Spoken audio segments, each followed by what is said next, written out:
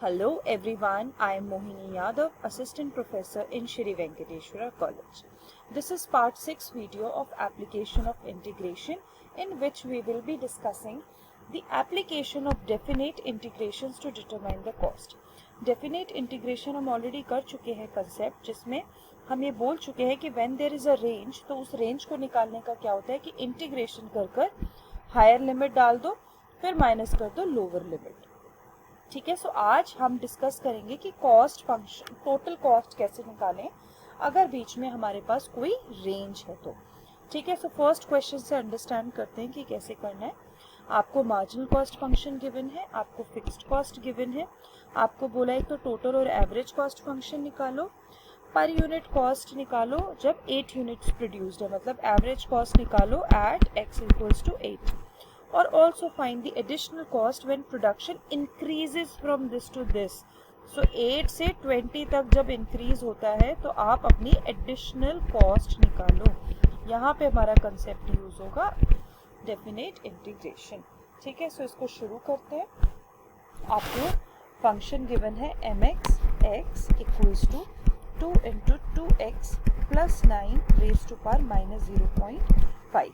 इसका इंटीग्रेशन कैसे करते हैं, डैट इज बाय सब्स्टिट्यूशन. ये मैंने आपको पार्ट 2 वीडियो में कराया है, इस वजह से मैं डायरेक्टली इसका लिख रही हूँ टोटल कॉस्ट फंक्शन.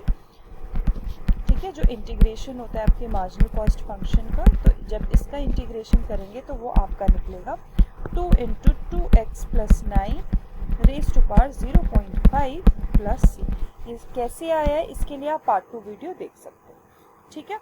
सो हमारे को C निकालने के लिए आपको गिवन है फिक्स्ड कॉस्ट. फिक्स्ड कॉस्ट है 4, तो फिक्स्ड कॉस्ट क्या होती है आपकी, इंडिपेंडेंट होती है नंबर ऑफ यूनिट्स प्रोड्यूस से. तो अगर वो 0 होगी तब भी आपकी फिक्स्ड कॉस्ट होगी. तो आपकी फिक्स्ड कॉस्ट क्या है, 4. ठीक है. So put x as 0 in your equation. तो 2 into 0 plus 9 0.5 प्लस c.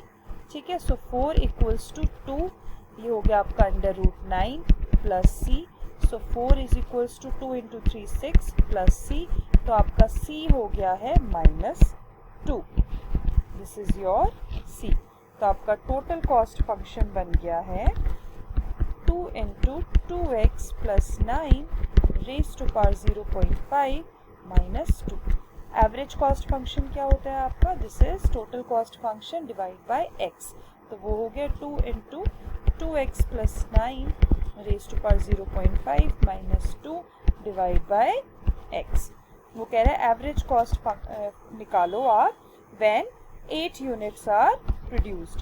तो now just simply replace x as 8,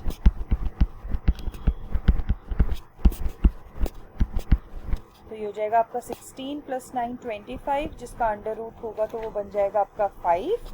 तो आपका बनेगा 2 into 5 minus 2 divide by 8. So 10 minus 2 8, 8 by 8 is 1. So your average cost when 8 units are produced is 1. अब आता है आपका additional cost. Additional cost when production increases from 8 to 20. So अब आपको निकालना है definite integration from 8 to 20 of marginal cost function. ठीक है. तो इसका हम ऑलरेडी इंटीग्रेशन निकाल चुके हैं. इसका इंटीग्रेशन है आपका ये. ठीक है. सो इसको जस्ट पुट करिए आप 2 into 2x plus 9 raise to power 0.5. आपको ये c लिखने की ज़रूरत नहीं है, क्योंकि अगर यहाँ पे आपका क्या होता है ना, हायर लिमिट एक बार 20 पुट करोगे, एक बार 8 पुट करोगे, माइनस करोगे तो c माइनस सी कट ही जाना है. ठीक है. So there is no need to put c here. So इसमें आप एक बार ही डालोगे 8 और एक बार ही आप डालोगे 20. तो पहले 20 डालेंगे. So 2 into 20 plus 9 raise to power 0.5 minus फिर आप डालोगे 8. ठीक है. सो 49 का अंडर रूट हो गया 7. सो 2 इंटू 7 माइनस 2. 16 प्लस 9 25, जिसका अंडर रूट हो गया 5. So into 5.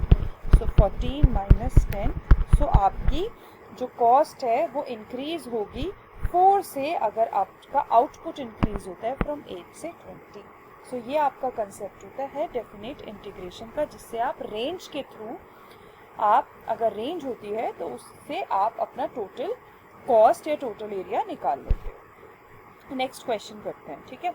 सो मार्जिनल कॉस्ट फंक्शन गिवन है आपको, और आपको बोला है cost of producing 20 additional units, यहाँ पे एडिशनल है, आफ्टर 8 यूनिट्स आर प्रोड्यूस्ड। सो अगर 8 हो गई है, 10 हो गई है प्रोड्यूस्ड और एडिशनल करना है, तो this will be 30, 10 plus 20, 30। So this is your range, क्योंकि आपको एडिशनल बोला है 20 यूनिट्स, ठीक है। सो अब आपकी रेंज होगी फ्रॉम 10 से 30 and this will be your marginal cost function, ठीक है। So let's do it. आपका मार्जिनल कॉस्ट फंक्शन गिवन है 115 प्लस 3600 डिवाइड बाय x3, ठीक है। सो निकाल लो इसका टोटल कॉस्ट, इसका इंटीग्रेशन, ठीक है। सो आप लिखना प्रॉपरली, ठीक है। सो टोटल कॉस्ट फंक्शन होगा इंटीग्रेशन फ्रॉम 10 से 30 of 115 plus 3600 divide by x cube. तो जब आप इसका इंटीग्रेशन करोगे इट विल बी 115x, और ये हो जाएगा आपका 3600 X raise to power -2 divide by -2, right. So यहाँ पे -2 आ जाएगा और यहाँ पे आपका एक्स स्क्वायर आ जाएगा, ठीक है। प्लस यही है बस, ठीक है। प्लस करने की ज़रूरत नहीं क्योंकि डेफिनेट है ना, तो सी लगाने की ज़रूरत नहीं है। सो 10 से 30, ठीक है। सो एक बार 115 में आप 30 डाल देना, ठीक है। ये हो गया आपका -1800, राइट। और एक्स स्क्वायर में एक बार 30 डाल दिया, ठीक है। एक बार आप 10 डाल दो,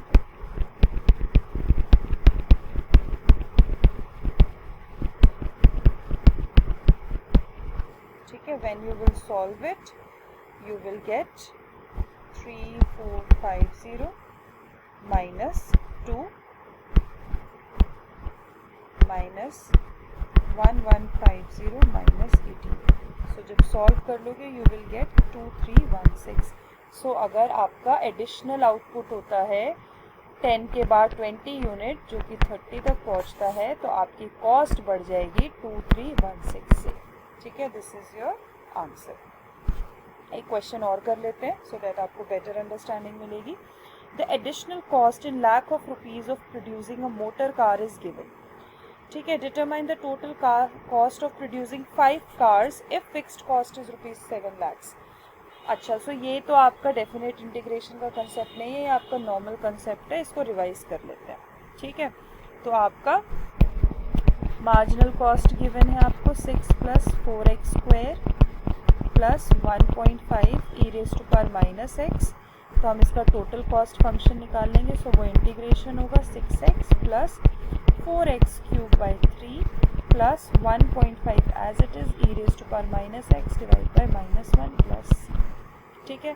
आपका टोटल कॉस्ट फंक्शन बन जाता है 6x plus 4/3x cube minus 1/5 e raise to power -x plus c। अब c निकालने के लिए again you will put 0 in x, क्योंकि फिक्स्ड कॉस्ट गिवन है तो वो होगी आपकी। So when you will put 0 आपका आ जाएगा, आपका आ जाएगा, ये 0 हो जाएगा, ये 0 हो जाएगा, e raise to power -0 is 1, so -1.5 e raise 1.5 plus c। तो आपका c हो जाएगा 8.5। You just replace this here. तो आपका टोटल कॉस्ट फंक्शन बन जाता है 6x plus 4/3x cube minus 1.5 e raise to power -x plus 8.5। तो अब आपको निकालना है total cost of 5 cars. So just replace 5 in place of x